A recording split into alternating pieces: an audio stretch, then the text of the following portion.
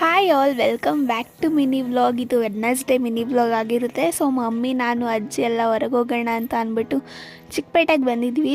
ಸ್ವಲ್ಪ ಶಾಪಿಂಗ್ ಮಾಡೋಣ ಅಂತ.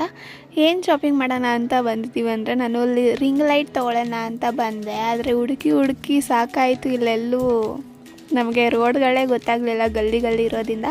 ಹಂಗೆ ಅಲ್ಲಿ ಒಂದು ಸಣ್ಣದು ವಾಲೆ ನೋಡಿದ್ವಿ, ತುಂಬ ಚೆನ್ನಾಗಿತ್ತು ಅಂದ್ಬಿಟ್ಟು ನೋಡ್ತಾ ನಿಂತ್ಕೊಂಡೆ. ಹಂಗೆ ಕ್ಲಿಪ್ಪಿಂಗ್ಸ್ ತೊಗೊಂಡೆ.